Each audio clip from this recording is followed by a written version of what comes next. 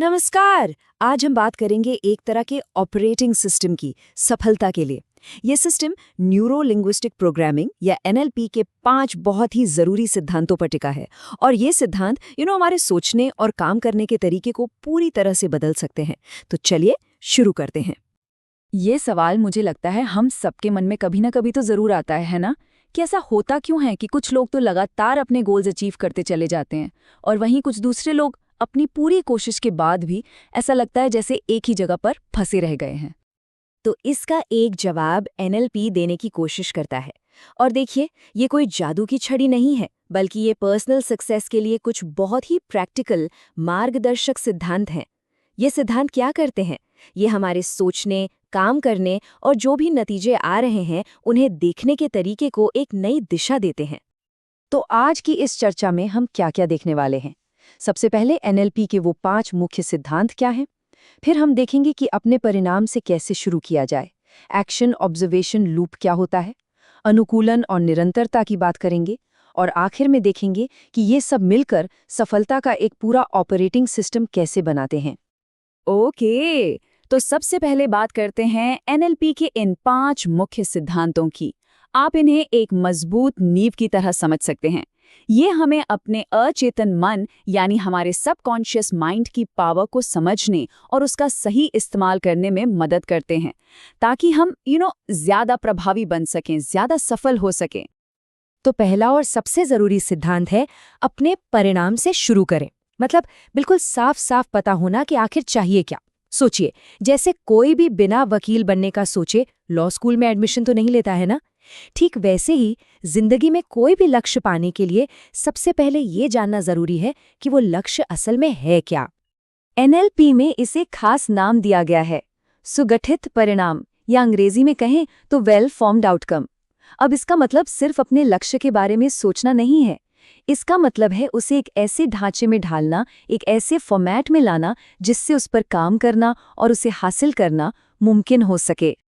तो किसी भी लक्ष्य को सुगठित बनाने के 6 क्राइटेरिया हैं। पहला, वो पॉजिटिव होना चाहिए, मतलब जो चाहिए उस पर फोकस हो।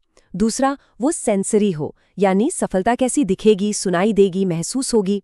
तीसरा, वो प्रासंगिक हो, कब, कहाँ, कैसे। चौथा, वो स्वप्राप्य हो, मतलब उसे शुरू करने की ताकत हमारे अंदर हो।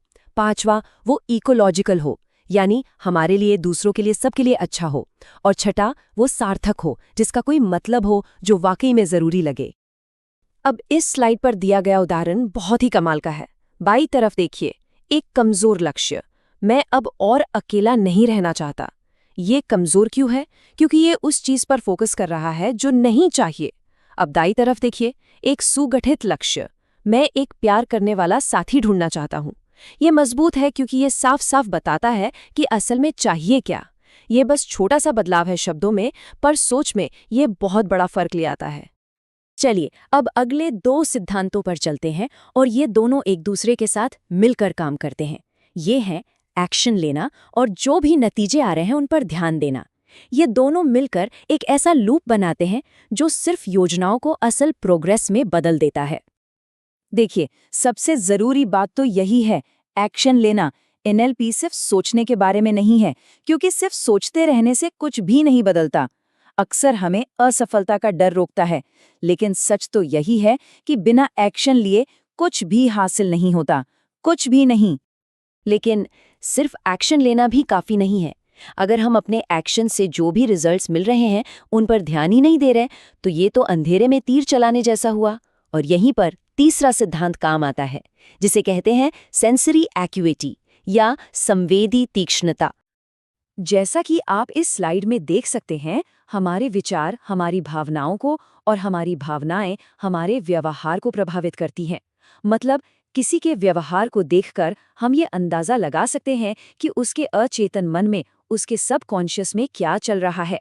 और यही वो पावरफुल फीडबैक लूप है जिसे हमें समझना है। तो ये सेंसरी एक्यूटी है क्या? इसका सीधा सा मतलब है बाहरी दुनिया पर पूरा ध्यान देना। जैसे जब हम किसी से बात कर रहे हों, तो सिर्फ ये सोचने के बजाय कि अगला जवाब क्या देना है, हमें उनकी बॉडी लैंग्वेज, उनके हाव भाव और उनके शब्दों के पीछे छिपे छोटे छोटे संकेतों पर ध्यान देना चाहिए। वही तो असली फीडबैक है। तो ठीक है, हम एक्शन ले रहे हैं और फीडबैक पर ध्यान भी दे रहे हैं, पर इसके बाद क्या? जो आखिरी 2 सिद्धांत हैं वो हमें सिखाते हैं कि कैसे अपने रास्ते में सुधार करें और लंबे समय तक सफल बने रहें। ये है व्यवहारिक लचीलापन और उत्कृष्टता की फिजियोलॉजी। एक सवाल है, पागलपन की परिभाषा क्या है? ये सवाल हमें सीधे चौथे सिद्धांत पर ले आता है। कहते हैं ना, पागलपन का मतलब है एक ही काम को बार बार करना और हर बार अलग नतीजों की उम्मीद करना। अगर कोई तरीका काम नहीं कर रहा है तो उसे दोहराते रहने का कोई फायदा नहीं है। और यहीं पर काम आता है व्यवहारिक लचीलापन। देखिए, हर इंसान अलग है, तो एक ही तरीका सब पर काम नहीं कर सकता। जब कोई रास्ता काम ना करे तो उस पर अड़े रहने की बजाय अपना तरीका बदलने के लिए तैयार रहना ही असल में सफलता की कुंजी है। अब 5वां और आखिरी सिद्धांत, और मुझे नहीं लगता कि उसे इस हवाई जहाज वाली मिसाल से बेहतर समझाया जा सकता है। हमें हमेशा कहा जाता है कि दूसरों की मदद करने से पहले खुद का ऑक्सीजन मास्क लगाएं। इसका मतलब साफ है, दुनिया की मदद करने से पहले हमें खुद की मदद करनी होगी। अपना ध्यान रखना कोई स्वार्थ नहीं है, ये एक जरूरत है। तो उत्कृष्टता की फिजियोलॉजी का मतलब बस यही है, अपने शारीरिक और मानसिक स्वास्थ्य की स्थिति से काम करना, उसे प्राथमिकता देना। जब हम खुद स्वस्थ होते हैं, मेंटली और फिजिकली, तभी हम अपना बेस्ट परफॉर्मेंस दे सकते हैं और दूसरों के लिए भी असरदार ढंग से काम कर सकते हैं। तो अब इन 5 सिद्धांतों को एक साथ रखकर देखते हैं। ये कोई अलग अलग टुकड़े नहीं हैं, बल्कि ये एक दूसरे से जुड़े हुए हैं, और ये सब मिलकर किसी भी लक्ष्य की ओर बढ़ने के लिए एक पूरा का पूरा ऑपरेटिंग सिस्टम तैयार करते हैं। तो सफलता का वो ऑपरेटिंग सिस्टम क्या है? एक बार जल्दी से दोहराते हैं। पहला, अपना लक्ष्य जानें। दूसरा, एक्शन लें। तीसरा, फीडबैक को ध्यान से देखें और समझें। चौथा, अगर जरूरत पड़े तो रास्ता बदलने से न हिचकिचाएं। और 5वां और सबसे जरूरी, सबसे पहले अपना ख्याल रखें। तो आखिर में ये सिर्फ NLP के सिद्धांत नहीं है, ये एक असरदार जिंदगी जीने के सिद्धांत है। तो अब सवाल ये उठता है, आज अपनी जिंदगी को बेहतर बनाने के लिए इनमें से किस एक सिद्धांत से शुरुआत की जा सकती है?